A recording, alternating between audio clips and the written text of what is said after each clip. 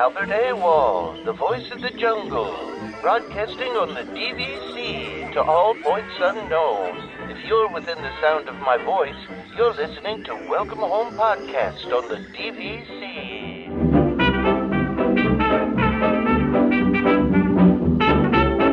Hello and welcome home. Thank you for joining us on episode 130 of Welcome Home, a Disney Parks and Vacation Club podcast. I'm Tom. I'm here with Trevor and Damon. What's up, guys? It's doing all right. Kind of hot here, honestly. Oh, really? Okay, yeah, for a change, yeah. Yeah, for once, I'm not complaining about the snow. It's actually like 30 degrees out here, and they've issued a heat warning. So I'm just figuring out how to deal with that while we podcast here. we should mention to people that are newer to the show that Trevor is saying 30 degrees Celsius because he lives in Canada. So 30 degrees might not sound hot in Fahrenheit, but which it's not. But but it's hot in Celsius. I guess 30 would be what, somewhere like 90s. Something. You're gonna make me look this up now. Well, yeah, I don't know. 86. So okay, I it was guess like 90 not, here today, I think. Yeah, I guess not like crazy hot, but for us that are not used to that kind of weather all the time, yeah, it's hot. Yeah, no, I can understand that. So yeah. By the way, I will, for everybody out there that listens to Geekin' on WDW or hasn't listened but listened to our show where we had Kurt on, I will be on their next episode that's coming out. By the time you're hearing this, it's already out. It's episode 402. So if you want to go listen to that and hear more of me, then please feel free to go do so. Awesome. Yeah. So that'll be exciting. But yeah, so I got that coming up. So I think that comes out. Yeah, by the time you hear this, it'll be out. So. Cool. Well, all right. I'm looking forward to checking that out just to hear, what you say about us on another podcast. I don't think I said anything about you two specifically, but I mean, definitely talked about the podcast, of course, right? So. Oh yeah, of course. But let's get right into it, right? And we just got an email literally right before we recorded this, like 20 minutes ago, and I just happened to see it, and I was happy to include this. So Amy wrote in via email, and she's a new listener, so thank you, Amy, for listening to us. Disneyland is my home park. I don't own DVC. Maybe someday if I can afford it. So I'm not quite sure how I stumbled onto your podcast, but I'm so thankful I did. Hey, we're thankful too. So yeah. I'm not sure how you did either, but that's cool. I really appreciate the time you take to put on the show because the different perspectives you bring are all really interesting. Anyways, I've been listening for a few months now, and I finally have a listener question. We're planning a Disney World trip in December. It will be myself, my husband, and our son. He will be 14 months during the trip. His first Disney World trip, but he's already been to Disneyland. As well as my husband's sister, her husband, and their daughter and son, 14 and 13. Unfortunately, I still have quite a bit of baby weight to lose. I do too, Amy. So, and my daughter's 3. So I, put on some pounds then. Unfortunately, I still have a bit of baby weight to lose, and the rest of the group have packed on some pounds during our time in quarantine. We're hoping to do a family step challenge to get into good walking shape for Disney World, and hoping you could help with an idea for a prize. We were thinking a competition would be our family versus their family, and the winners would have to pick an embarrassing outfit for the losers to wear to dinner, but the teenager refused to consider this. We were thinking about working together to hit a goal like 1,000,000 steps before our trip, and if we make it, we earn a special experience to do as a family. The trouble we're running into is figuring out something that everyone, including our baby, would enjoy. Sorry this is so long-winded, but thank you so much for taking the time to read it. So I like this question. I put this in here because I was like, Damon's going to like a good competition kind of question. Yeah.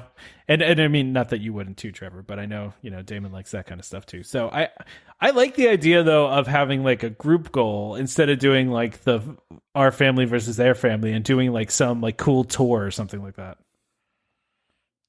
I don't know. So Damon, do you have any thoughts on this before we get into it? Because I know you've traveled with other families and stuff like that. So what's your take? No, I mean, no, I don't really have any thoughts. Okay. I don't know. I'll be honest with you. I looked at the whole show. I don't think I have any thoughts about anything this whole show. Oh, wow. Okay. Wow. That's a bold statement. Get everybody excited for the episode, Damon. That's great. That's a bold statement. Yeah. Yeah, that is a bold statement. Okay, well, I like the idea though of the embarrassing outfit thing too. I think that's funny, but if they're not going to do that, then that's not cool. But I mean, it would be neat to do a group thing and say if you all make it, you do like a special tour or something. Yeah. So I guess I was looking at it as whoever does better than the other one maybe gets to pick a dinner or something like that. That would be my thinking, is, to keep it competitive. I assume both families would agree on a dinner, but then it's like, if family A wins, then they get to go pick dinner here, and family B gets to go where they want to go, right? So, I think they should pick dinner, and then the losing family has to pay for dinner. I don't know about the loser having to pay for dinner, because when you get money involved, I feel that things get a little ugly. Yeah, like I sure. Personally would keep money out of it, because that, if somebody loses and they feel salty about it, they'll, it can make for bad blood. I would keep it as, winner gets to pick kind of thing, or like, everyone pays for themselves, but, someone gets to pick the location or something like that. Yeah. Yeah. That's an interesting idea. I hope by the time that when did she say she's going? December. Okay. December, well, maybe some tours and some special stuff. Like maybe do a dessert party, like as a reverse thing. Like, you guys are gonna lose weight and do all this walking, and then reward yourself with a dessert party if they're back by then. That would be kind of fun. Yeah, I mean, if I put in that kind of work, I would definitely go for a dessert party. But I'm always for a dessert party though. So yeah. I mean, it's hard too, right? Because like you said, we're so far out here that it's really hard to plan for special events like tours and stuff like that. And that's why I don't know if it's going to be back, by December. Yeah. Yeah. That's why my thought was, keep it simple as, hey, winner gets to pick dinner for a particular day, or like the last day of the trip or something like that. Yeah, that's a good idea. I like it. Yeah. All right, so the always reliable Francisco. You want to read that one? Yeah.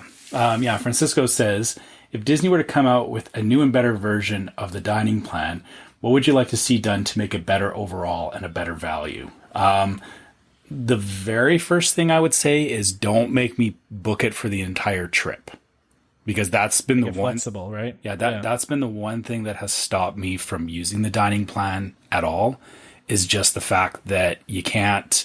You're either all in or not. Like if I could do it for, maybe the first half of my trip, I would definitely be a lot more interested in it. But as it stands right now, it's not like every time I've tried to do the math and I've tried to rationalize it, and that's the biggest deal breaker about it.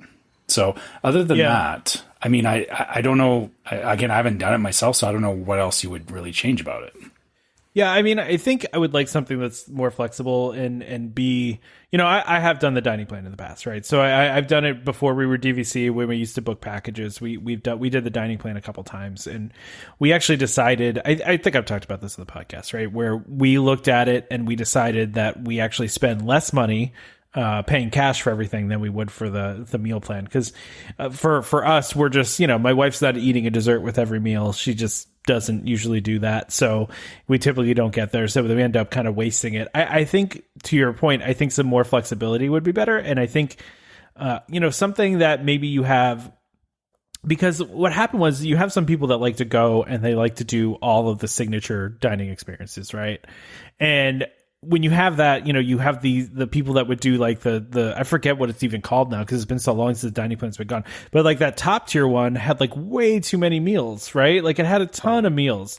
Yeah. It was something like 2 sit downs a day or something like that. Yeah. It was too many, right? And I knew some people that did that, and that's great. That works for some people, but I think more flexibility would be better, right? And also just make it feel like it's a better value, because you hear a lot of people will, tell you, oh, it's like, it's a great value, get the free meal plan, when they used to do the free meal plan promotion. Oh, it's great, value and all that stuff. And it's like, sometimes it is, sometimes it isn't, because usually you can either get a free meal plan or a room discount. And usually the room discount is, can be better.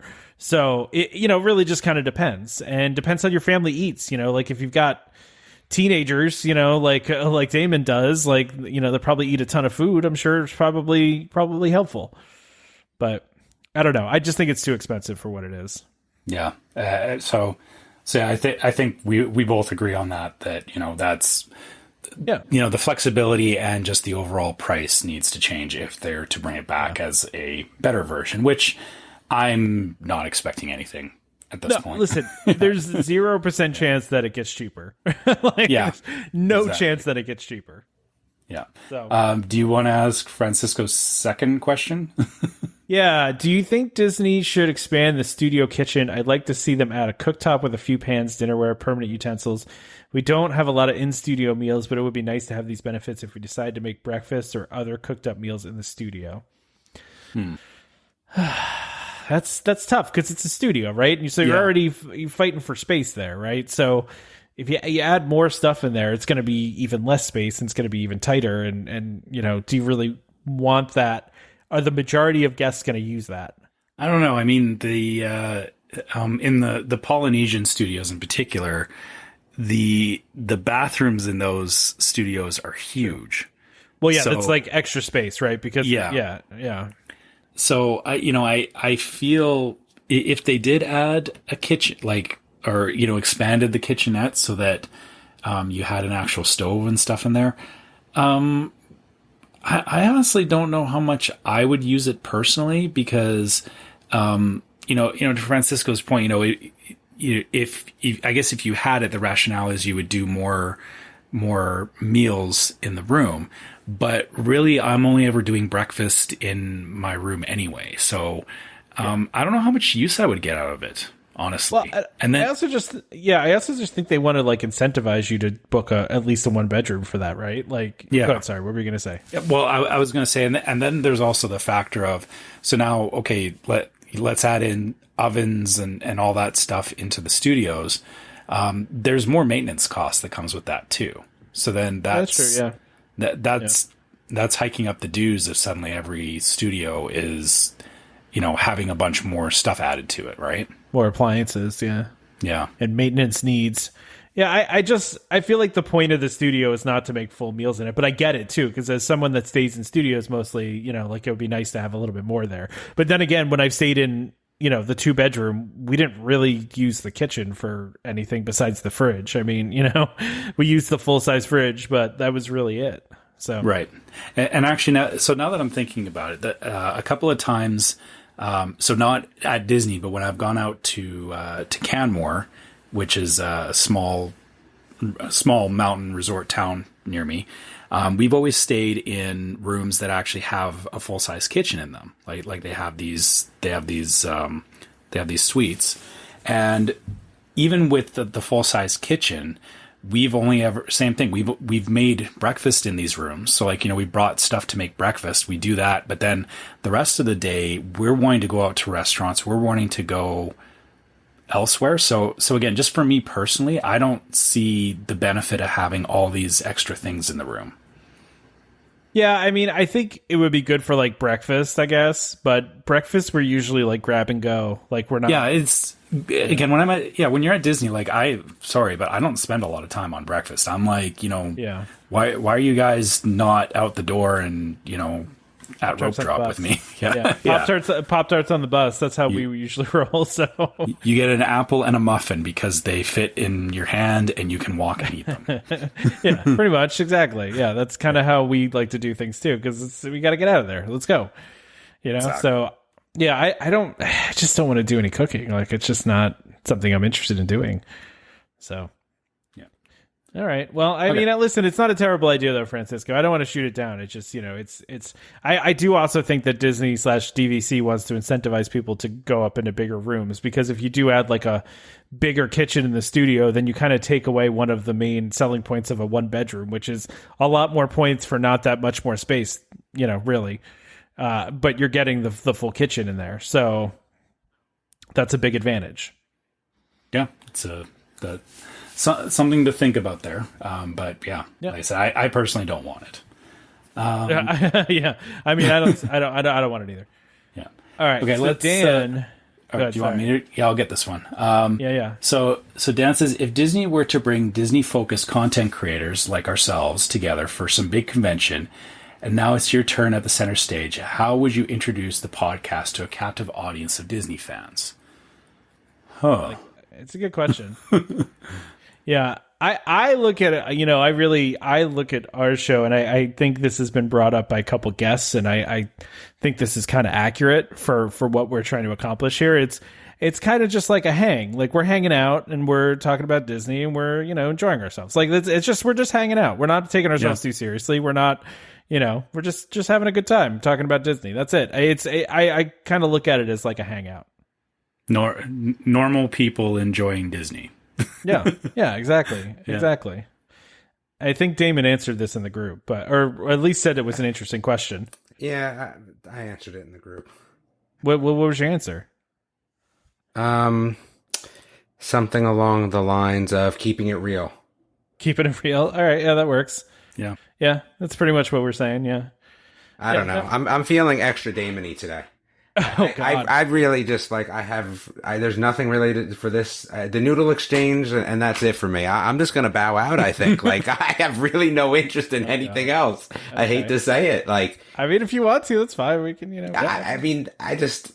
I'm just looking, and not that Tom did a bad job, but just there wasn't anything this week that just besides there was just nothing that really did it for me. I mean, having more Boo Bash dates is just stupid. Like, might as well just run it all year at this point. Like, I think a lot of what happened this week in general is just stupid news. Like, again, like, Boo Bash is just annoying to me. Like, why do we run these things so long?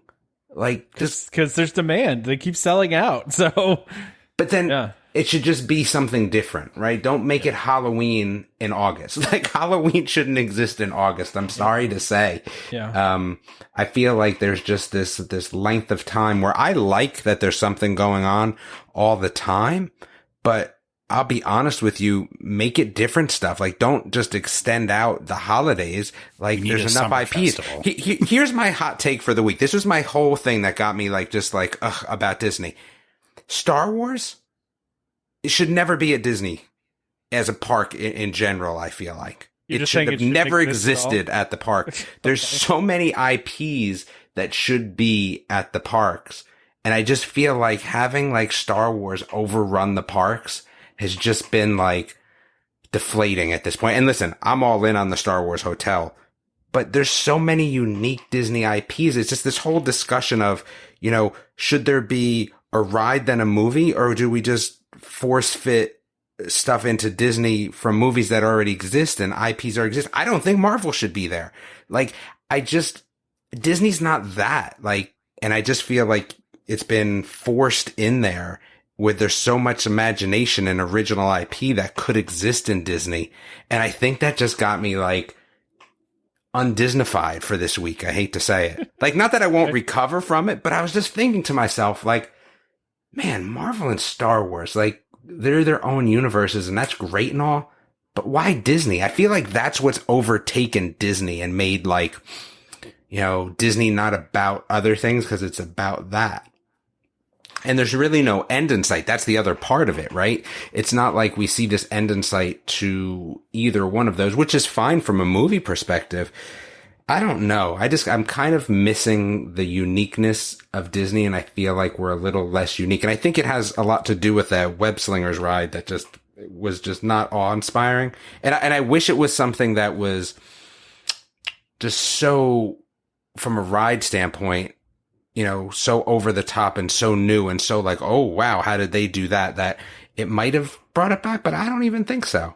I think that Avengers Campus sounds like a great idea, but it already exists at Universal, and Universal has better rides. I don't care what anyone says. The rides there are they're better.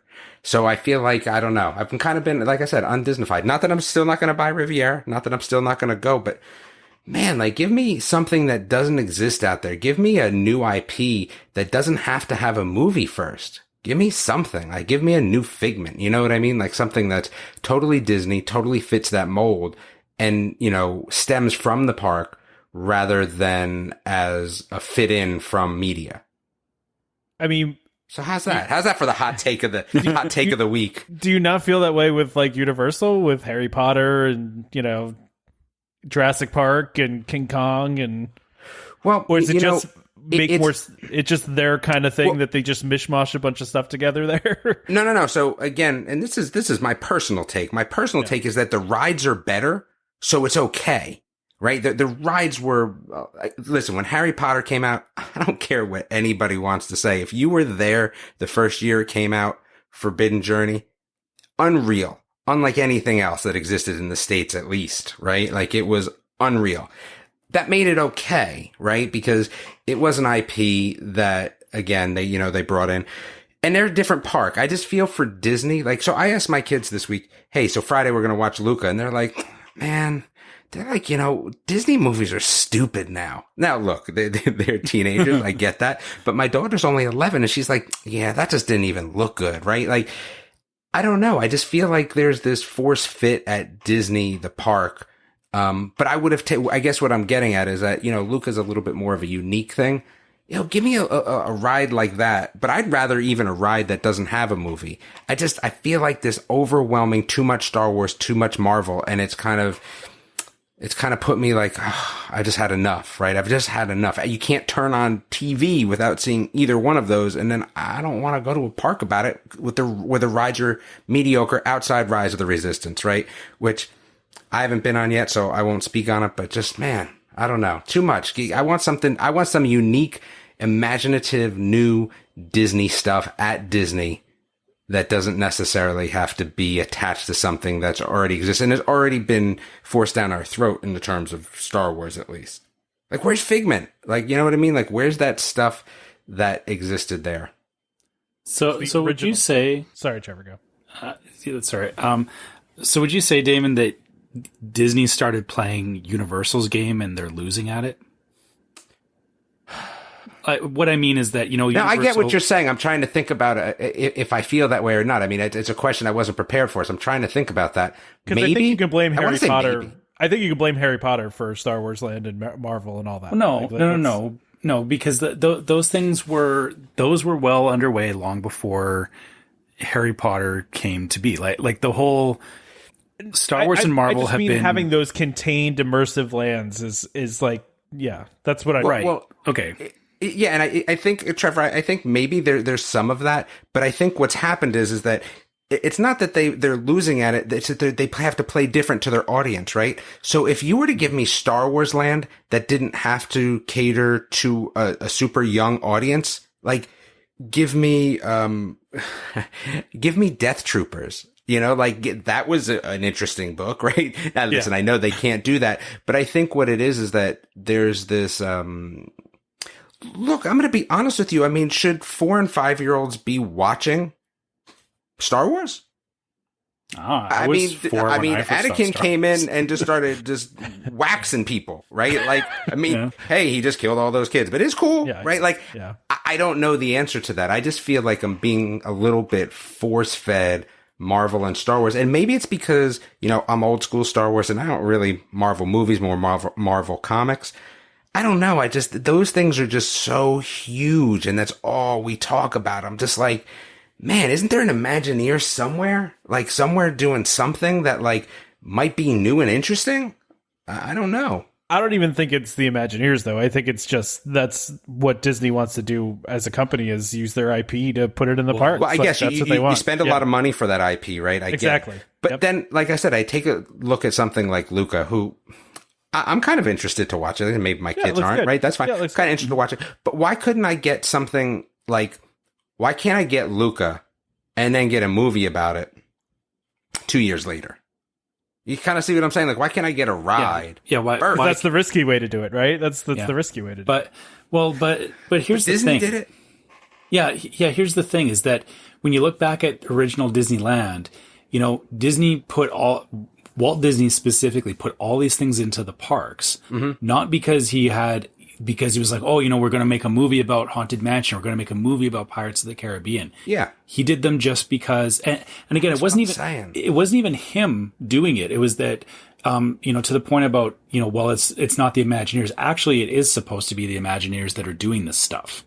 And they're and just that glorified engineers at this point. I feel like no, but if it's been said before that from the top, they want everything involving an IP, right? So like if the CEO of the company is telling you everything needs to be related to an IP, then that's what you do, right? Yeah, but there is no Haunted Mansion or Pirates, like stuff that existed that spawned movies, which I think is way cooler at this point. Like, I think I get what you're saying. Yeah. And another part of it too is I think as we get kind of cheap and dirty CGI, I mean, we're also getting like, hey, I'm going to pull somebody out of this movie and just, what's that called again? Deep fake. Yeah, right. So we're getting that. Like, you can do anything in movies. So like, why do I want to go and kind of see something that's, listen, I'm going to harp on Millennium Falcon, but Millennium Falcon ride it's nothing. It's a Quest 2 to me. Like, that's even one it's interesting, right? Because I get to push buttons that, I mean, maybe do something, maybe don't. Let's be honest at the end of the day, right? Like, they're not as responsive as a video game per se, because you have to cater to this lower audience, younger audience, let's say, that maybe aren't as good at video games, right? A lower video game skill set. But that ride is nothing, right? The best part about that ride is let's say the queue, kind of, sort of, right? Like, I'm going to go with that, maybe being in the Millennium Falcon itself, but it's not the ride. And it's just not enough. Like, I expected more out of Star Wars. Like, you had to really wow me. And again, maybe Rise of the Resistance does, but the Millennium Falcon ride did not. That web slinger, I mean, I saw the POV and I'm sure people are going to complain, well, you haven't ridden it. It looks stupid. I don't need to ride that. I've ridden enough rides to know that that's nothing that, groundbreaking, let's say. I don't know. I'm sour on those two IPs lately. And that's just a lot of what we're talking about lately.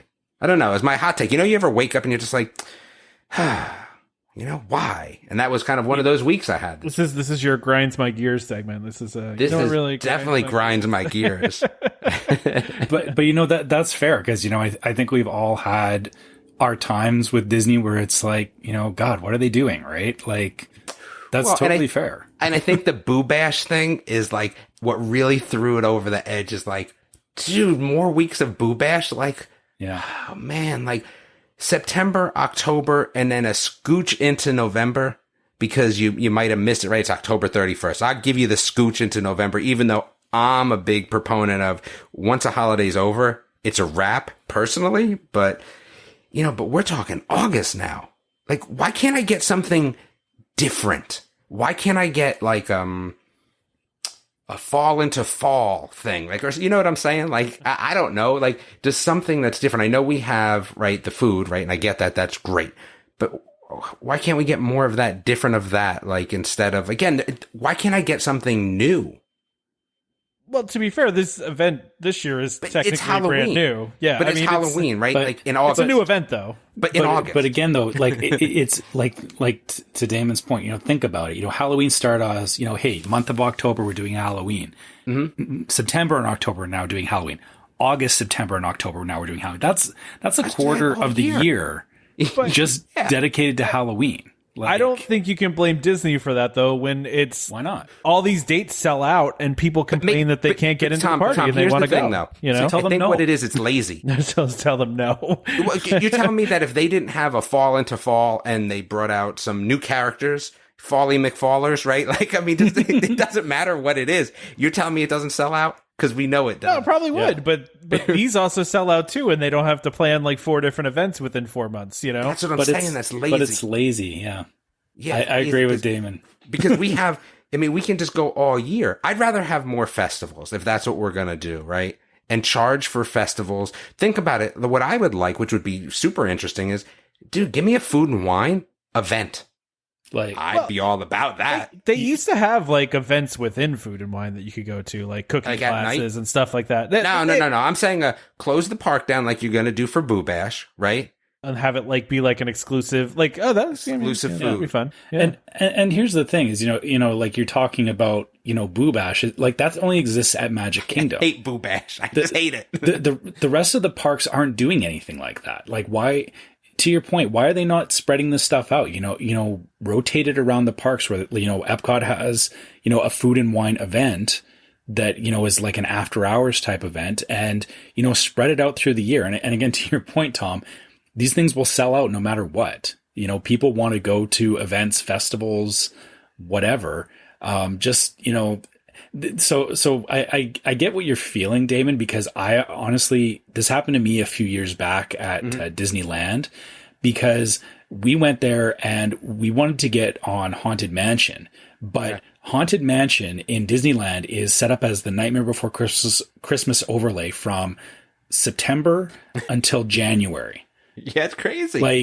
If you think about that, it's like I said to my wife, I'm like, God, you know, we have to plan to be here in like March just to get on like classic Haunted Mansion. Like it's dumb sometimes how far out they stretch this stuff. Yeah, I don't know. Like I said, I'm just feeling nostalgic, I guess, for like old Disney and just old Disney IPs. Like I said, I'm not overwhelmed with the new Marvel and Star Wars, and that's a personal thing. So I get it. Like if that's your jam, you love it. But I'm looking for more imaginative stuff. I mean, think about it. Like we had this announcement of Star Wars. I mean, how many Star Wars shows are there? Like 8 million. I haven't even watched The Bad Batch yet because I'm kind of done with Star Wars at the moment myself. That's the way I will say the Marvel shows have been very good. So, but did you watch them all? Can you watch them all? There's not that many of, I feel like, of the Marvel ones. They're like doing they're releasing them one at a time, basically. So but you're talking about just on Disney Plus. I mean, think about it. It's just there's Hulu. You watched MODOK or whatever. Like I haven't watched everywhere. MODOK, actually. Have you watched MODOK? MODOK's good. No. I like MODOK. I watched like 2 episodes because it was funny because I was nothing to watch, but it was adult oriented, right? Yes. So we're playing that game, but the parks are only one. I don't know. I also, you know what? I think the other thing is too, I'm all about, Olympic trials for everything is going on now. And I'm a huge Olympic person, huge. So like, I'm just zoned out. That's my hot take though. I'm going to take myself and check myself out because I am not in, I am not in the mood for bringing back fire. I knew like once I saw fireworks, I'm like, oh boy, this is not my episode, man. I feel like I'm waiting for the reviews. Dude, you know what? At this point, I don't even care. Give me 10 1-star reviews. Tell me how I hate the show. Tell me how, it would be so much better. But here's the thing. The numbers are still very, very good for us. So, hey, man, it is what it is. and for anyone listening, I don't know if you noticed this, but, Tom and I are fine with everything that Damon's saying. So if you're offended by anything that he's saying, don't be. Okay. I'm deeply offended. I think I want to fire Damon from the show. And, not that I have that power, but, Right. I mean, they were going to talk about the noodles, though, because the noodles seemed interesting. But you want to talk about noodles? We can skip way ahead. We're not even done with questions yet. I don't know. The noodle exchange, that seems super interesting to me. But the thing is I didn't like about this time for the Global Marketplace Food Boost that opened in October. I just didn't love the fact that we didn't know what's there. Like the noodle exchange sounds awesome, but like, can I find out what's in the noodle exchange? And then the other one, like this is even the worse of a teaser. Discover mac and cheese combos your mom never imagined. Like consider me super interested. Yes. But a good tease. Yeah, that's a really good tease because it's mac and cheese. But I mean, if it's lobster, trout, and shrimp, with a side of curry, like I'm out. If you're just throwing some meat in there, I'm assuming they're going to do different sauces and things. No, I'm just saying, like if they're all things that I don't eat, right? You got a mushroom one, you got a steak one, you got a curry one, you got a seafood one, scallops. I'm out. It's like when you're a kid and you make mac and cheese and you do try those experiments and it doesn't work. Yeah. But like it's the same kind of thing. It's like, your parents never imagined things because maybe it wasn't worth actually doing in the first place. Yeah. But the noodle exchange has me super interested. I'm down for that. Yeah, it's I'm just thinking about you checking yourself out. It's probably a good thing, right? It's probably better that you just check so you're not like negative. It's like a basketball right? game, right? Yeah. Like I kind of hurt my ankle a little bit, so I know I'm not up to full speed. So you just wave the coach over, like I'm checking myself out. I'm out. Like I guess I'm pulling like a LeBron. I mean, oh man, now you're gonna get LeBron fans mad. You're just trying to get. I'm definitely not a LeBron fan. LeBron is a great basketball player, but I'm not a huge fan. So yeah, I'm checking myself out. Everybody be mad. If you're mad, just leave, 10 1-star comments for iTunes to make Tom mad. Because that's funny for me. Because I don't care at all. So it's actually funny. You're hurting Tom more than me. It hurts me every time I read one of those. It hurts me deep inside.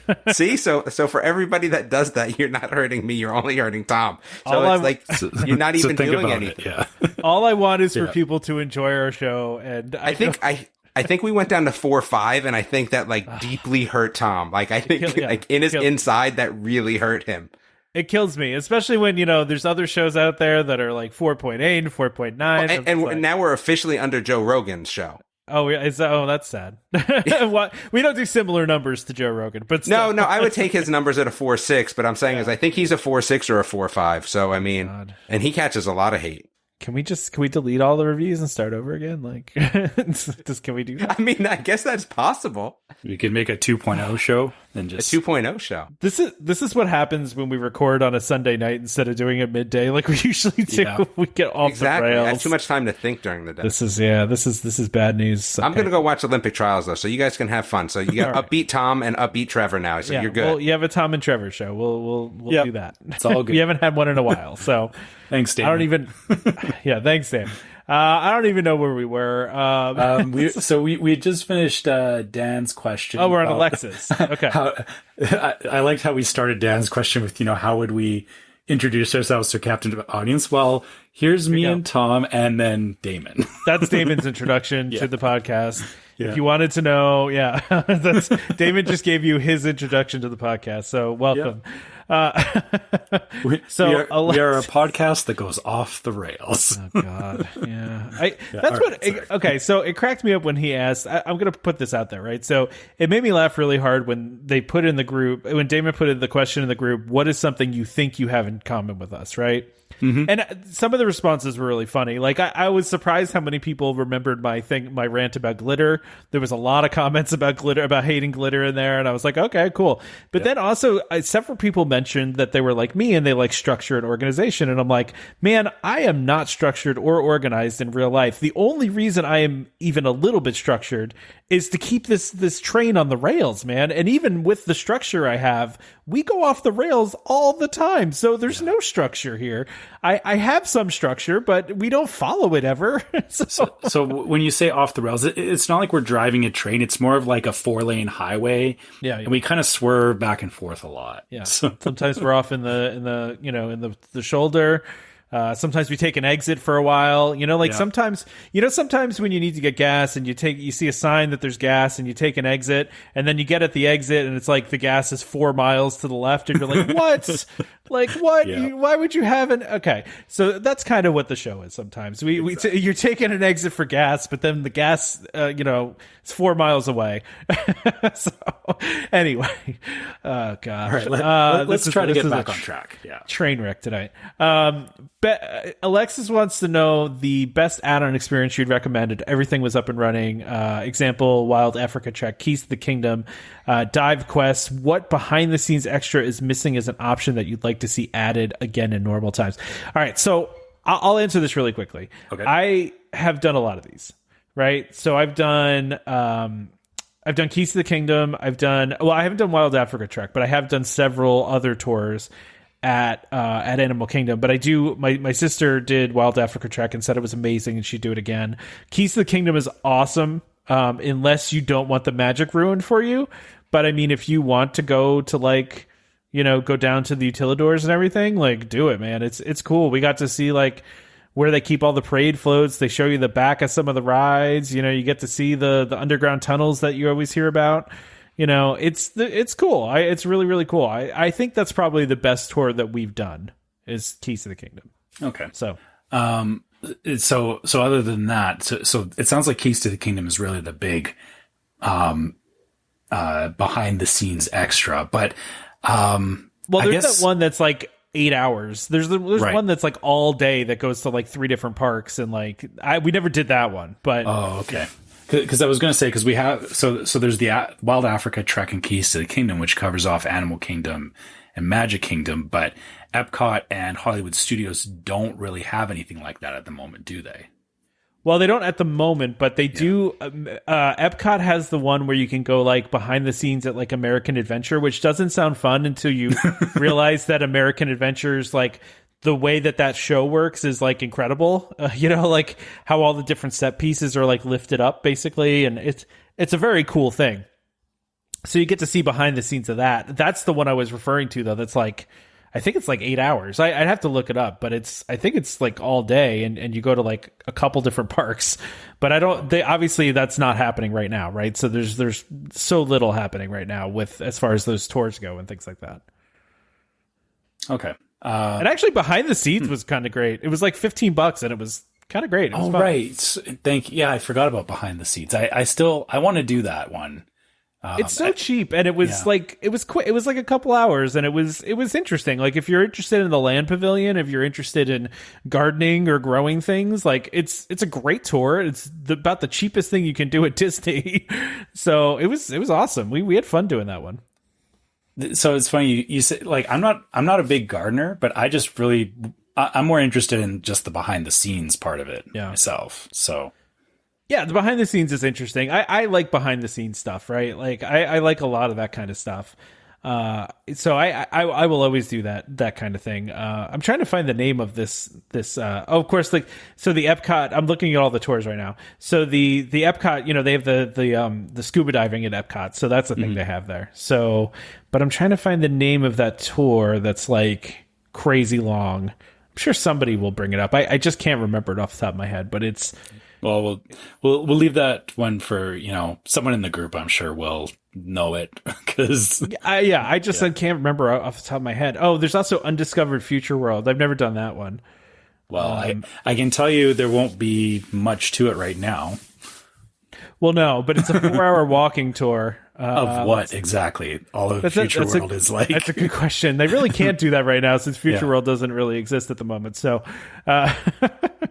yeah. Here's a bunch of demolished concrete. Yeah, exactly. Hey, take a look. Yeah. Yeah. All right. Oh, man, it's going to drive me nuts that I can't find this. World Showcase Destinations Discovered. That's one, too. That's an Epcot. Well, I was going to say, what do we want to come back to that one? That we can. Yeah. I probably won't find it, to be honest, but we're going to try. Yeah. So being that we're already pretty far into the episode, we still got a couple more listener questions to go. Do we want to finish those off or do the ad?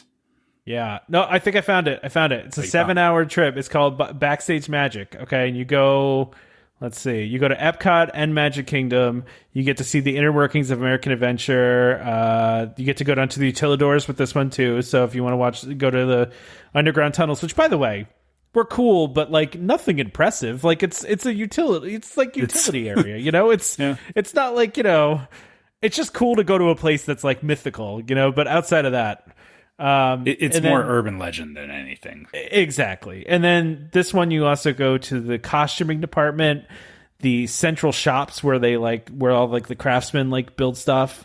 You go to Tiffin's. Oh, and then you go behind the scenes at Rivers of Light. So I guess that doesn't exist anymore. So that's not a thing that's part of this. All right. So, but anyway, you go to 2 different parks. It's 7 hours. It's also $275 a person. So if you want to spend some cash, that's one. But yeah, no, listen, I think Keys to the Kingdom is a really good one. If you really like Magic Kingdom and you don't mind the magic getting ruined for you, then it's a good one. All right. So anyway. Okay. Yeah. Let's, like I said, do we want to keep moving or? Let's do our ad. Do our ad. All right, so this week we have a DVC Rental Store. The DVC Rental Store, a Worlds of DVC company, offers magical vacations at incredible value. Save up to 60% off retail rates at premium Disney resorts. DVC Rental Store now includes deposits as low as 25% at the time of booking and a built-in cancellation policy for every reservation. And as always, DVC Rental Store pays out the most to members looking to rent their points. Want to learn more? Go to dvcrentalstore.com or call 1-855-DVC-RENT. That's 1-855-382-7368. And of course, let them know that Welcome Home sent you. Okay. Maybe we just skip over the last questions we have here. Yeah, because I think we gotten pretty far here, and we got other stuff to talk about. So yeah, okay. So I guess. Sorry, we're going to jump around a bit here just to cover this stuff off. So as David mentioned, that they can see that we're jumping around. No, but behind the scenes, woo. Someday when we do a Patreon, one of the things we're going to do as a benefit is that you'll get to see the outlines that we have, and you can see really how much of a mess we are. You will see really how haphazard these shows are. Well, listen, I do a lot of planning into this. You'll just find out how little we actually, follow the planning that I do. Well, no, I think we're pretty good at following the plan. It's just we don't follow it in sequential order. Is the thing. Which I spend a lot of time trying to put it in an order that I think makes sense. But it never works out that way. So and I think a lot of that is because we all have a different take on what makes sense at any given point. So true story. Yeah. Just to cover this off. So the extra dates added for Boo Bash. Sorry, let me just get the due to popular demand. Yeah. Due to popular demand, they are going into August, which again, I do agree with Damon that that's getting a little ridiculous because it is Halloween. The only reason I think they did that, though, is because tickets were not available to the general public yet, and they had already sold out like a bunch of dates. So, actually, sorry, just to correct, it's not going to August. They actually start September 5th. So they're adding Sundays to the extra dates. So basically, it's a couple more nights a week. But again, the point still stands that August, September, October are Halloween season. Like, I get it. Yeah. But I also understand the need to space these things out. So it's the person going there for a week isn't having Magic Kingdom close every day early, in October. Because that would stink. If you just have no interest in Boo Bash or no interest in the Not So Scary Halloween Party, and you go there for a week and Magic Kingdom closes every day at 7:00, while you're there, that would stink as a guest, right? So that's also I understand your points, right? I get it, and I totally agree in that way. But I also look at it too. It's I get what they're doing too, because you see people complaining all the time about the parties being sold out, and it really makes people mad. So they're trying to accommodate as many people as possible, and plus, of course, make as much money as possible, right? That's the goal here, right? But at the same time, it's it's tough because, like you said, they're extending into August and September, and I get it. But this one, I also understand though too, because they didn't have this wasn't open to the general public, and a bunch of it had already sold out. So ticket sales that were only open for resort guests, basically. Right. And so then you're making the locals mad too. You're making the pass holders mad that don't have a resort date, right? Yeah, and this goes back to the same problem that we had with Rise of the Resistance as well, right? Yeah. It gets to a point where things become there's so much hype around things that you can't, you can't make everybody happy. And then the result is, if you're not one of the fortunate people who has your pulse on the stuff or, is the first in line, I get where you're coming from with it, Tom, that, being that person where, I wanted to go at Halloween, and then, and sorry, I have coworkers like this where they're like, hey, I'm going to Disney in 2 months, and and I haven't planned a thing. Yeah. And I'm going, that bookings open up 6 months. Oh, it'll be fine. And then they go and then they're like, oh my God, I couldn't get into anything. I couldn't get a reservation for this. And it's so I get it. I get why they're trying to offer more options to kind of appease things. The other thing too is that, it is also, we are coming out of, a global event, which, was a pandemic. So again, for the next little while, I get why there is a whole bunch of pent up desire to do these things. And, obviously Disney is not going to miss the boat on this stuff. They're not going to say, sorry, no, come back tomorrow, just because of the fact that, they didn't have enough spaces for that one party. They've obviously figured out that, as things are opening up, they've got more people on board. I think it's a lot to do with, as they're getting more people brought back to work and more people trained up, they're looking at going, hey, if we have the resources to do this, let's do it. Right. Well, also, though, at the price point that they're selling this, and they're selling it as an after-hours event, they have to be pretty restricted as far as how many people. There's not going to be nearly as many people in the parks for this event as there were for the Mickey's Not So Scary, right? Right. So, and that's a big part of this too, right? Because at that price point, people are going to be expecting, and only being in there for a couple hours, people are going to be expecting to walk onto every ride, right? And that's that's what you're going to need, or you're going to have a bunch of people mad. But this also reminds me too of like Moonlight Magic, right? We had the same problem with Moonlight Magic where the policy of having the resort room and giving you early access was hurting locals, right? Like local DVC owners, there's no way. It was hard to make a policy where it was fair to everyone, right? And that's where the middle ground is, where it's like, because either way you're screwing over somebody, right? So that's what stinks. Yeah, there is absolutely a balance between people that have paid to stay at the resort, people that are local, people that are not staying at the resort, but then the thing is Disney realizes that all of these groups are there to give them money at the end of the day, because that when you think about it,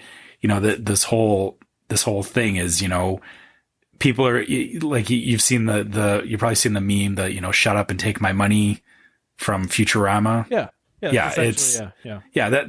That's pretty much what's going on here, and unfortunately, it's not going to be fair for everybody all the time, but it is what it is too, right?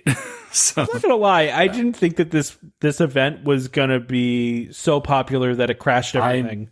I'm surprised as well. I think I'm kind of with Damon that my point of view on it is that it's not. It doesn't seem like it should be as big as it is, but somehow everyone is like. I don't get how hype works sometimes, honestly.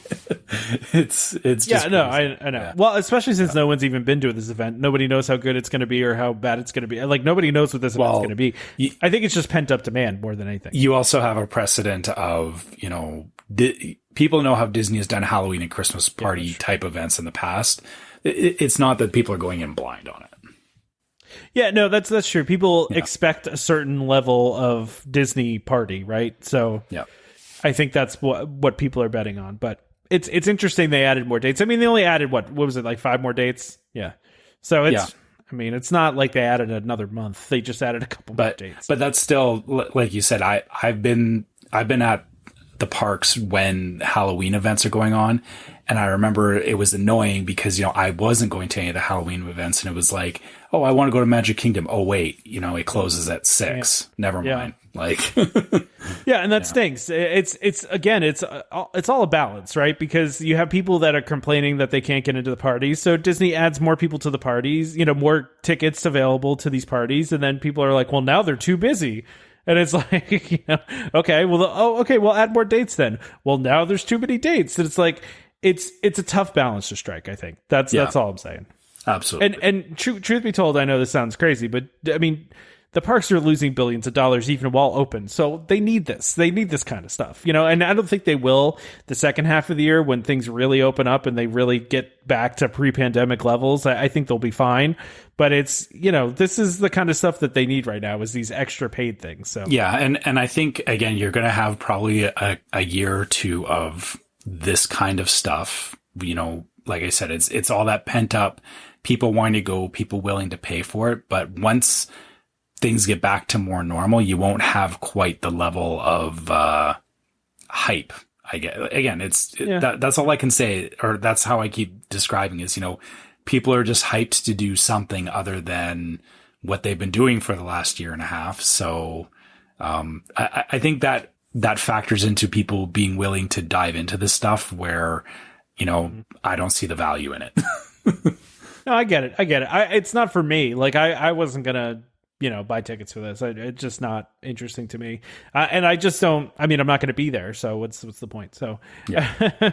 So I don't know. I'm just not really, I like Halloween, but I don't know if it's enough that, to actually do something like this. Now, will I do Mickey's Not So Scary when my daughter gets a little older and will enjoy it? Probably. Yeah. I probably will. Cause I don't think we have any doubt that it's coming back, right? It's going to come back. Yeah. And again, like, same thing with my son is, I really enjoyed doing the Halloween and the Christmas parties.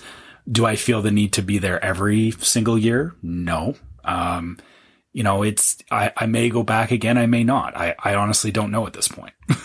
So, yeah, no, I get that. I totally get that. And that's kind of how I would be too. I almost feel like it's when I did the club level room. It might be just like a one and done for me, like a special thing that we do one time, you know? Yeah. But I don't know. Maybe we'll have so much fun we'll do it like every year. But usually we can't get there around that time anyway, right? So like we usually can't get to the parks around October and around September because my wife is a teacher and she's in school. So it's not even like we can really make that work necessarily. So we'll have to see.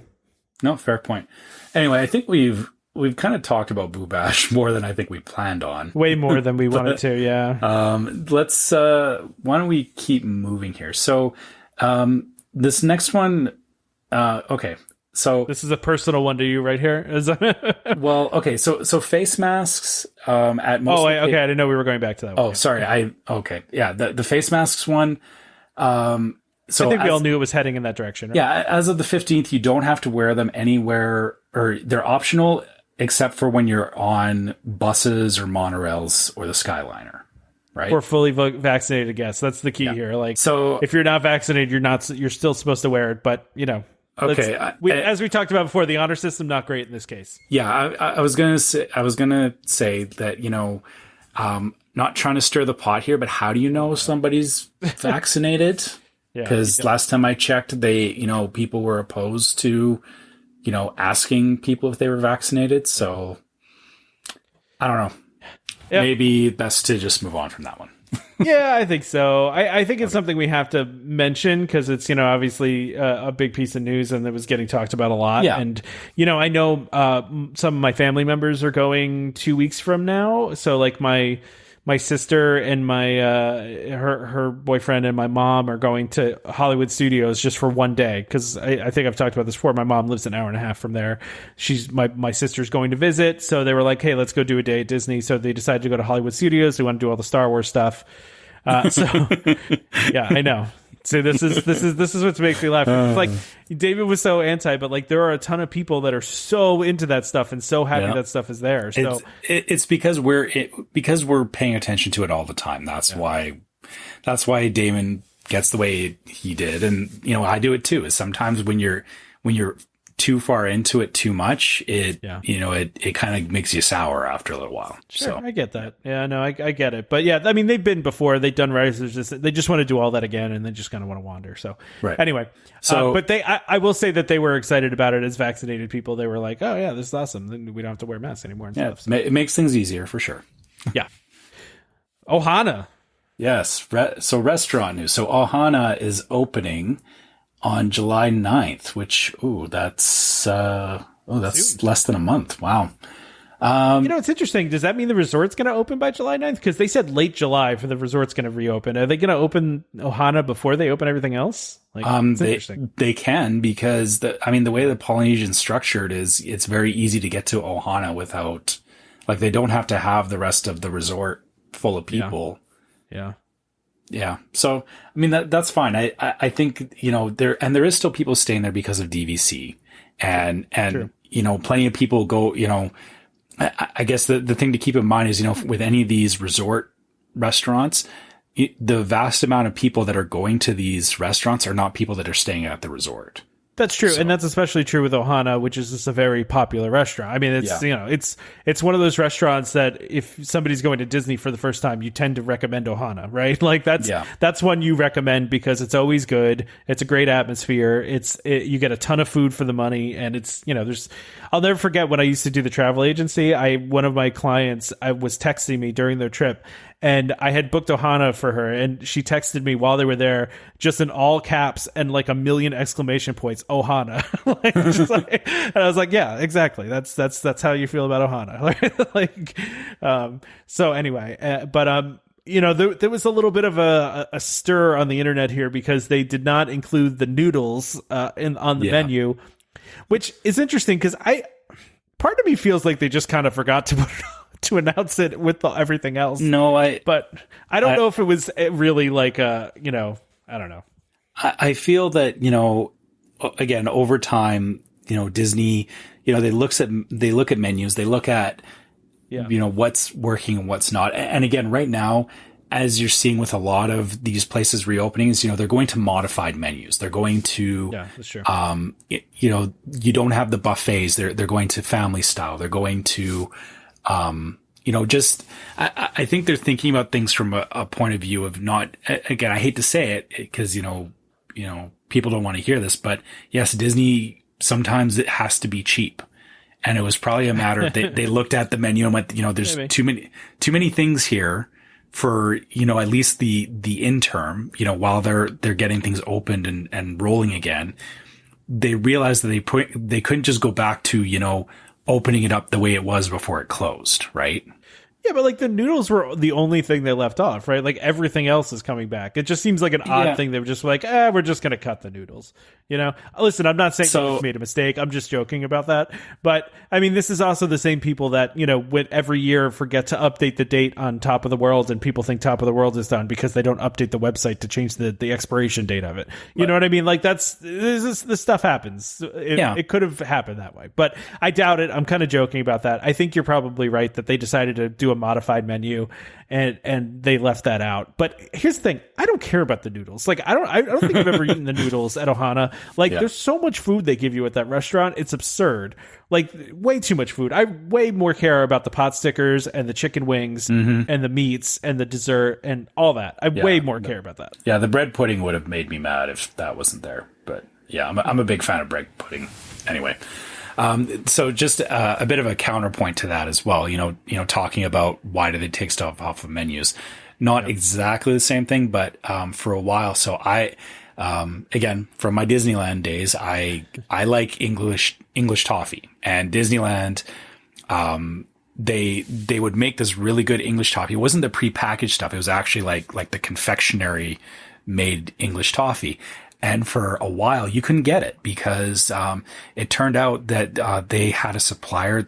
I believe because it's almonds, crushed almonds that they put on top. And the supplier for the crushed almonds that they used, there was some issue, and they couldn't get anything from them for like 6 months. So there was a stint of time there where they just didn't have the English toffee. And most people don't care. You move on with your day. For me, I was like, what the heck? I came down here thinking I was going to get English toffee, and I got denied. And, it didn't like ruin my trip or anything, but it was like I was a bit annoyed about it. But also when they, we went and we specifically asked, we were like, hey, are you making any more? When's this coming back in?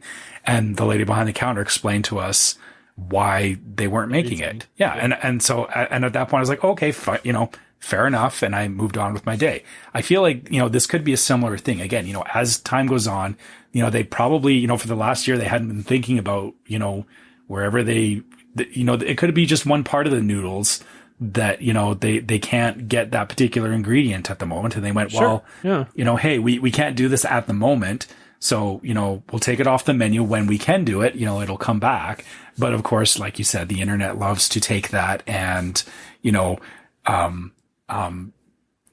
twist it into a deliberate attack on society because you took noodles off the menu. Yeah, it's silly. Right? It's just silly. Right? It's nonsense. Sorry, I know I'm being hyperbolic, but it's just so funny how people get worked up about these things. I always think it's funny how people get it worked up about this stuff too, because it's like, dude, it's noodles. Like let's chill.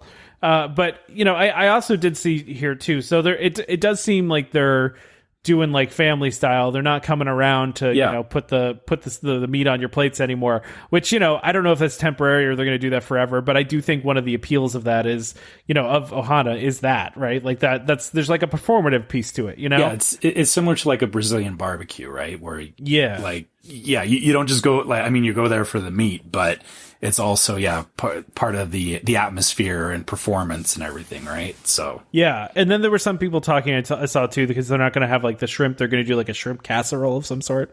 Which whatever, I don't eat shrimp anyway, so I don't care. Listen, just be happy Ohana's back. Like, let's stop complaining. Ohana's back.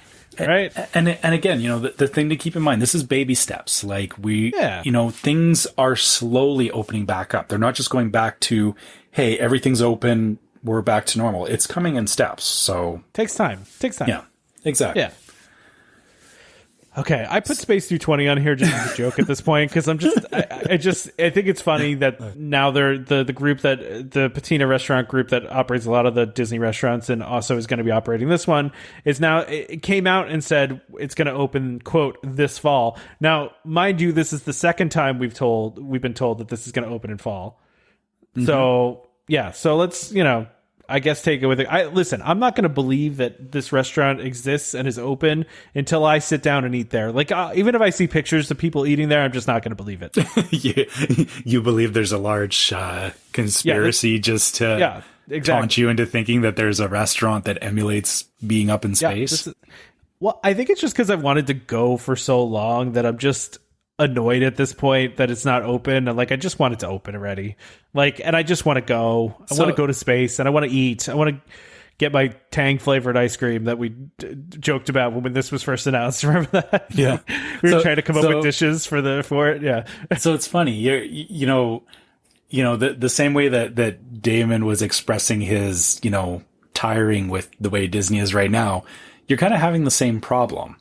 But no, I'm just tiring with Space 220. That's the only thing I'm tired of is Space 220 existing as a concept and not existing as a place I can go. But it's the same point though, is that you're so involved in it and interested in it that it eventually hits a point where when you've put too much focus on it, you kind of lose all interest in it, right? That's a fair point. But see, I feel like I'm more interested now though. Like I'm more annoyed because I don't know the next time I'm going to Disney and I don't know when I'll be able to eat here. That's more what I'm annoyed about at this point. Like I just don't know when things are going to happen and I'm just annoyed. I just want to go. Can I just go? Yeah. But this fall, apparently. Please. This fall. They're hiring people. They hired people last time, okay? Yeah, I just don't, but that was also that was at the start of a pandemic. This is at the end of a pandemic. So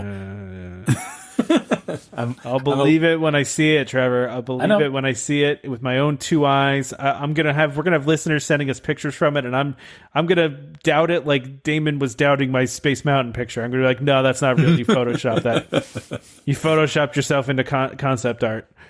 Right. So, all right.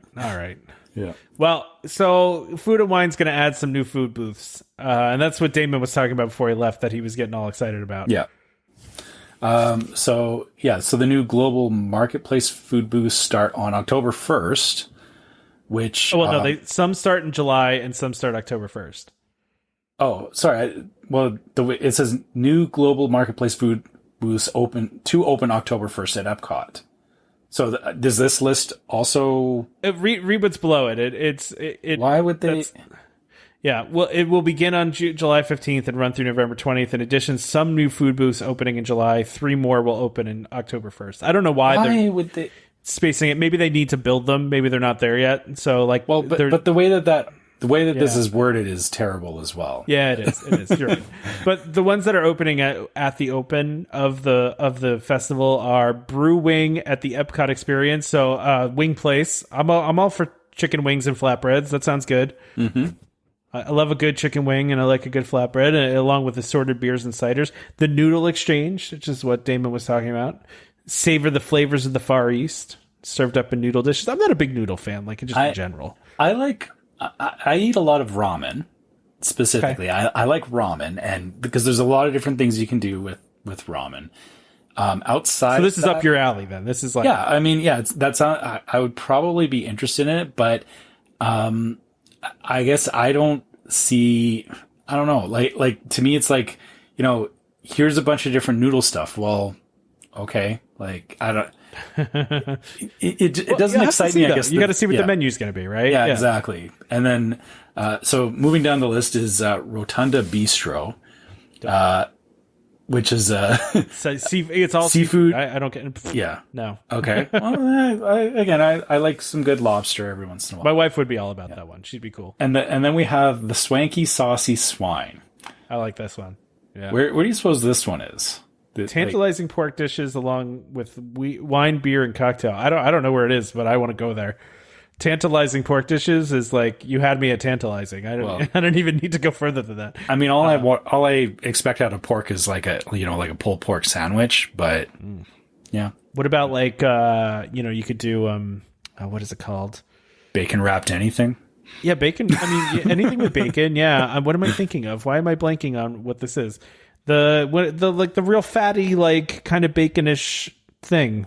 Why am I? Chops? No. No. Fatty. Now I gotta like try to Google something vague and see if I can remember the name of this.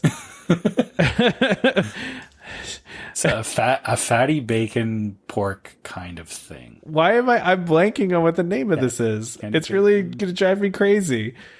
Oh my god.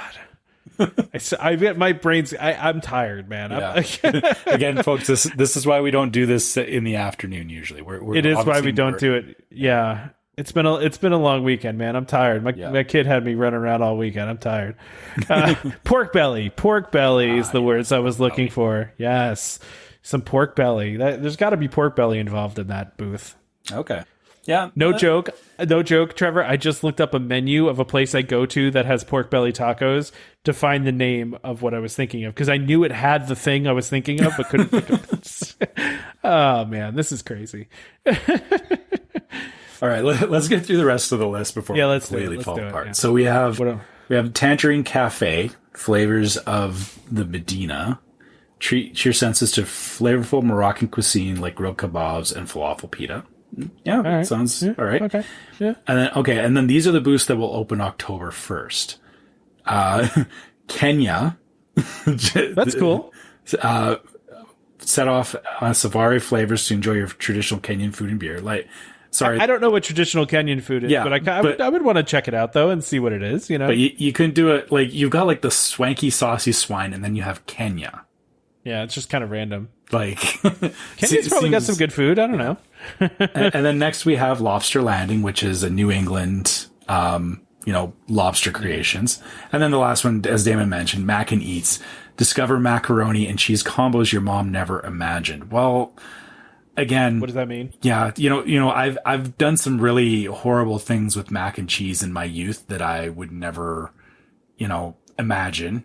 So listen, I have high hopes for that one. I mean, I seem to remember they had a dessert mac and cheese at one point, but it wasn't cheese. It was like, it was something else. So I forget what it was, but they've done some stuff they've had like mac and cheese booths, I think, in the past, but yeah, I don't know that I feel like they're trying to upsell it. Like, I guess I see this all the time with food trucks is they're like, hey, we've got this food truck. We're selling mac and cheese, and you get it. And it's like, it's still mac and cheese. Artisanal elbow macaroni. Yeah. And it's like, but the the cheese still tastes like, cheese sauce or something interesting.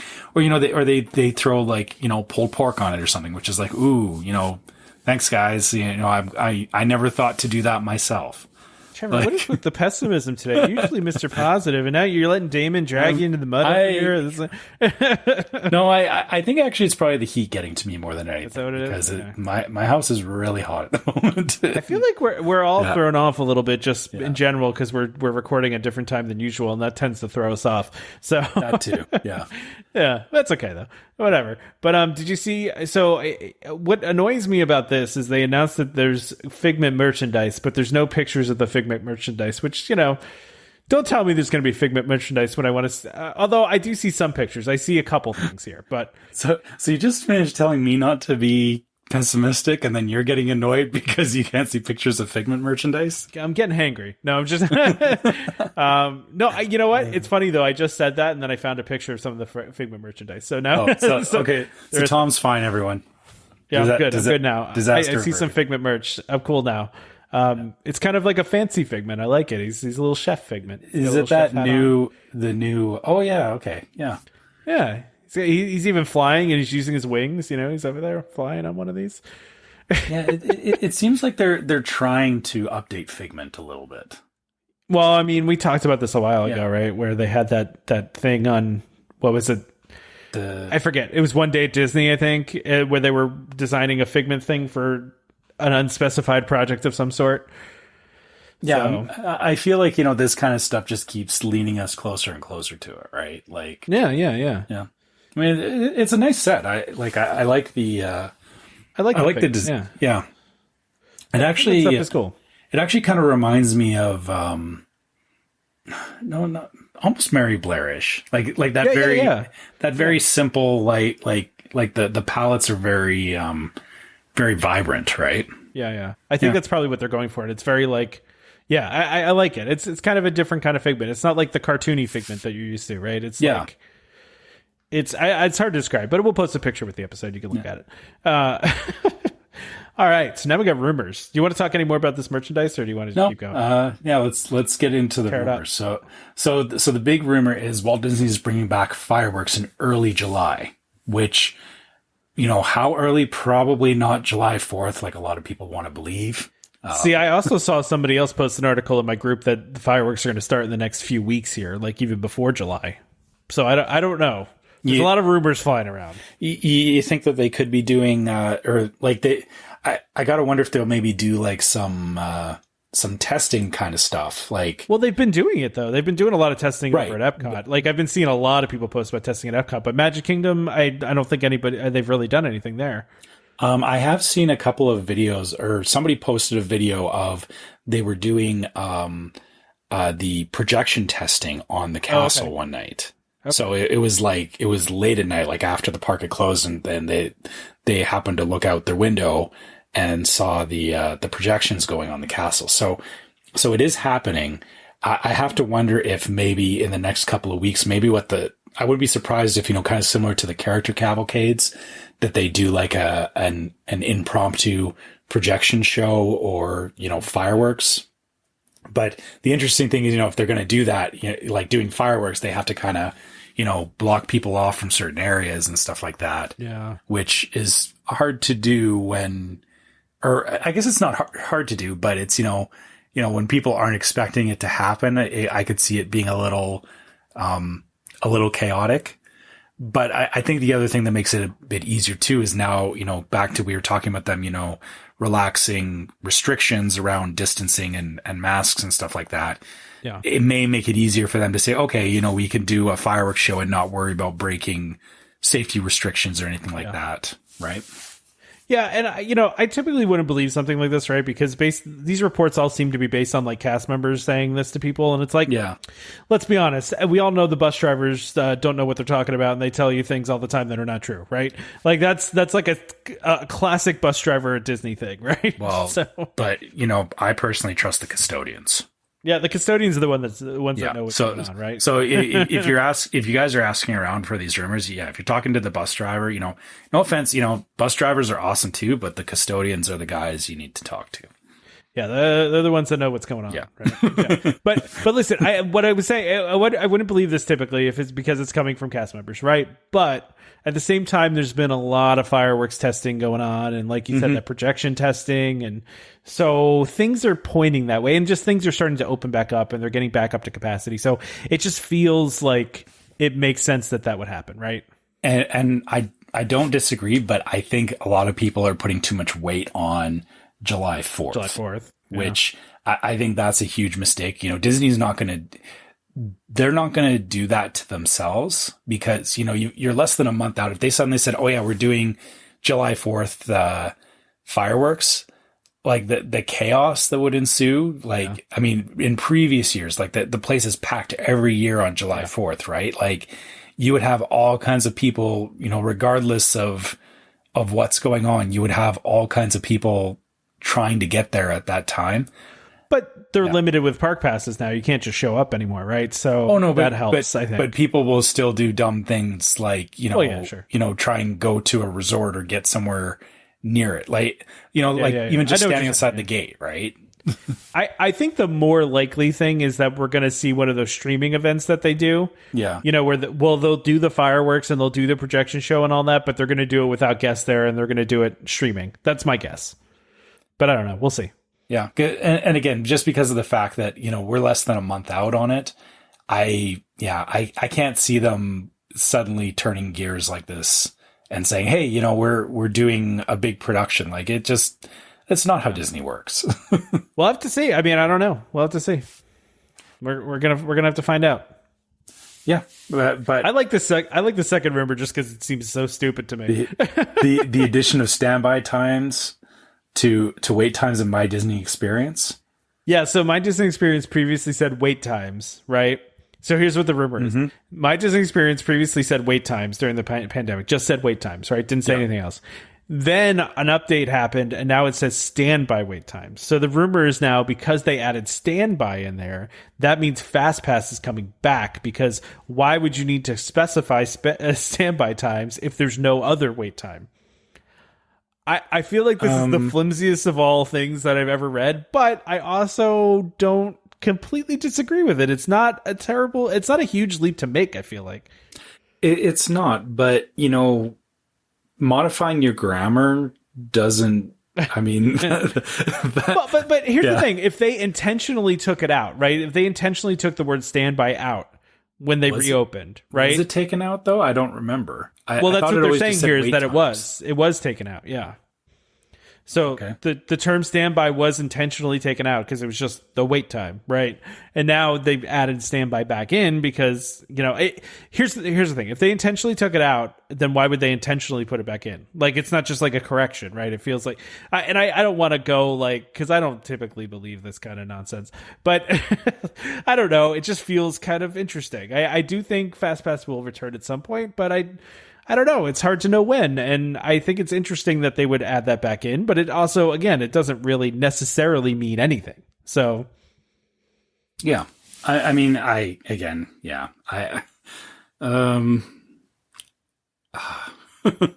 just don't believe it. Yeah. It's like you said, it's so flimsy. It's so flimsy. I don't even want to, I don't even want to entertain it. Like,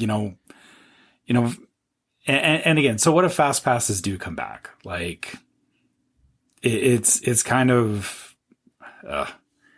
I think this whole conversation about FastPass is interesting because when FastPass existed before, a lot of people hated it, right? Like, a lot of people wanted to see it go away, and now that it's gone, people are like, "When is FastPass coming back? When is FastPass coming back? Is it coming back tomorrow? Is it coming back next week?"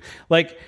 People were hating on it before. This is the same thing, the same discussion we had about Magical Express. Like, how many people did you see complaining about Magical Express until all of a sudden now it's going to be gone, and everyone's like, no, like, you hated it before. It's the same thing with FastPass. So many people hated it, and then they missed it when it was gone. But that's how everything is, right? I feel it's not the same groups of people that in either cases. Like, the people that were hating on Magical Express are not the same people that were upset that it was gone. True. Same thing with fast passes. And I guess even if they decided not to bring back fast passes or brought, back a modified version, I remember a time when fast passes didn't exist and we waited in line and big deal. But you just did like a really old man, like back in my day, we didn't have fast passes. Yeah, but we didn't. We back in the 90s, we had to just get in line and just be bored because we didn't even have smartphones back then. Oh my god! Or game. Now you really all the 20-year-olds listening to this just tuned out. My family couldn't afford a Game Boy, so we had to just stare at the wall. Is that what we did? That's what we did for fun. Yeah, we just My Nintendo. I remember my Nintendo. All my Nintendo games always came from garage sales. So I'd always get the Nintendo games way after they came out. After they were to the point that somebody was cleaning out the room, and I bought a lot of my games that actually came from a rental store when they would sell off their games that people didn't want to rent anymore. That's how I acquired some of my early Nintendo games. So see, every time I have conversations like this, I think about the Simpsons meme of old man yells at cloud, and it's Abe Simpson yelling at a cloud, and that's how I always feel like these things are, right? It's old man yells at cloud. and I'm not saying the back in my day thing just to be like you kids don't know how good you have it. I'm just trying to give some perspective that everyone tries to treat it that. Hey, the way things are right now are the way things should be. And my point is that, no, that there's nothing saying that it has to keep being that way. It can go back to the way that it was, or it can be something totally different. And, we can all be upset about it, but, eventually you'll get used to it and it'll become, the way that or it'll just become what you're used to, right? Well, this is, I think I said this about like when they got rid of wishes, right? It was like, okay, they brought in happily ever after, but like 10 years from now, after happily ever after has been running for 10 years and they get rid of happily ever after, people can be like, oh, get rid of happily ever after. Like, cause you always move on to the next thing, right? It's always like, I'll be one of those people about happily ever after because it's my current favorite fireworks show. But again, you know, I'm also, I guess, a little more, I try to check myself and say, you know, hey, that's fine. You know, things change and it's okay. The whole, again, you know, back to the whole fast pass thing. It's, you know, maybe the reason they're putting standby is because maybe they're going to virtual queue. Maybe it's not. That's another one. Yeah. Again, maybe it's not that, you know, fast passes are coming back. Maybe they're actually planning to implement, you know, virtual queue for across the parks. And this or is part maybe of it. people were complaining and saying, I don't understand wait time. You put standby in there. Now I'll understand that. Like, there's a million reasons why these things could happen that don't mean that FastPass is coming back, right? Like, yeah, that's, we always like to assume. I just miss having rumors on here and I miss recklessly speculating on things. So I needed this, you know, to be on here. Because it feels just stupid. but you know, I think it's a good sign for things returning to normal because the fact that we can actually talk about rumors like this means that we are getting back to something resembling a normal Disney. And, you know, going back to previous stuff that we talked about in the show, you know, Ohana coming back, stuff like that, you know, even Boo Bash, even though it's not Mickey's Not So Scary Halloween Party, it's the same kind of conversation. Right. It's like the pandemic version of it, right? It's the coming back from a pandemic version. Exactly. And, you know, in a year, I think we'll be talking about, you know, when, you know, Mickey's Not So Scary Halloween Party starting on July 18th or something like that. So not July. Oh, really weird. Wouldn't you be mad if next year we're actually having this conversation? I mean, August is usually in the cards. So all right, this was a weird show. It was. We went in a lot of weird directions, but yeah, this is a weird show, and I think it's time to end it because we're getting tired and punchy. Although we kind of been that way the whole show today. It's been a weird one. So I hope you'd enjoy I hope you enjoyed this weird show. Yeah, and I would say, you know, don't expect this as a routine thing on the show, but I don't think it's fair to say that because we don't even know how the next show is going to go. I might even title this episode Damon's Rant as one of the three things I put in the title. One of them might be in there. I don't know, because I think that'll attract some attention, right? Yeah, you know, I feel it was good that Damon got some stuff off his chest. Yeah, we need it's only going to make the Damon haters hate him more and the Damon army like him more. So that's yeah. So all right, let's wrap it up. Let's get out of here. All right. So as usual, if you guys want to send us an email, you can always find us at welcomehomepodcast@gmail.com. Just like, was it Amy who you added right at the beginning of the episode? It was Amy, yes. She caught me at a perfect time. She literally, I was, going to get into the podcast and like, oh, lo and behold, there's Amy's email. Let's answer that. Yeah, so if you guys, want to send us an email, you never know. We may include you in the show just because you happen to send us an email. So make sure you guys reach out to us if you feel you've got, you want to ask us a question or share your own experience with us. It's always appreciated. Yeah, for sure. Yeah. And as usual, if you guys want to follow us on Facebook, you can follow us as Welcome Home Podcast. We also have a YouTube channel, Instagram. YouTube is called Welcome Home Podcast, and Instagram is Welcome Home Pics. And I'll also mention the Facebook group again is Welcome Home Disney Waitlist.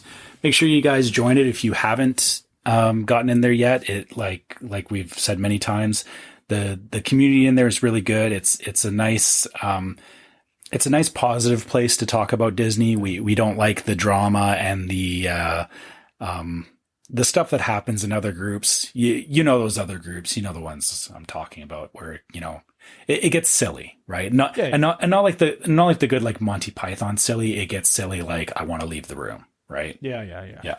So, it gets to be a mess. There's just messes in other groups, and our group is fun and it has a good time. So yeah, make sure you join the Welcome Home Disney waitlist and come hang out with us for a while. And that's actually the best way to get to us too. Like the best, like if you want us to see something, write it on there because we see that more often than we see email or anything else. So Yeah, that's true. Yeah, we do tend to interact with a lot of the people in the Absolutely. Facebook group.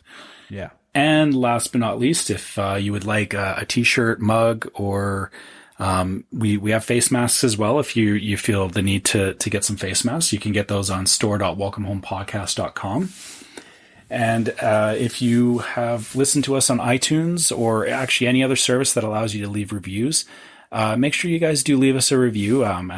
As we said, we do read those. We appreciate them. We appreciate the feedback. Don't just give us a 1-star and leave a random word. Like, that doesn't do anything. So I don't know if everybody knows this or not. I'm just going to help everybody out here. So 5-star is actually the lowest rating. So that's the lowest rating. So yeah, that's how it goes. So if you give us 5 stars and if you really hate us, just give us 5 stars, and that means you hate us, and we will take it that way. Unless you like us, and then give us 5 stars. So. Right? That's how this works. Trevor. No. You're ruining my logic here. no. You're right. If you don't like us, then 5 is the lowest. But if you do like us, then 5 is the highest. Exactly. Yeah. So exactly. that's what we're saying is, depending on whether you like us or don't like us, make sure you leave us the appropriate 5-star rating. We need 5 stars. Please. All right. Don't forget to subscribe to Welcome Home Podcast so you can be reminded every time we release a new episode. You can find us on Apple Podcasts, Google Podcasts, Amazon Music, TuneIn, Stitcher, Spotify, any place you can find podcasts, you can find us. Just search for Welcome Home. Look for the one that says Disney and DVC. Reminder to our listeners, as always, Welcome Home Podcast is for entertainment only. Whether you find this entertaining or not, we are for only for entertainment. We are not employed by the Walt Disney Company, and as such, all opinions we express on the show are our own, so please consult a Disney cast member or DVC representative for more information about anything we talked about today. Huge thank you to DVC Rental Store for sponsoring this episode and continuing to support the show.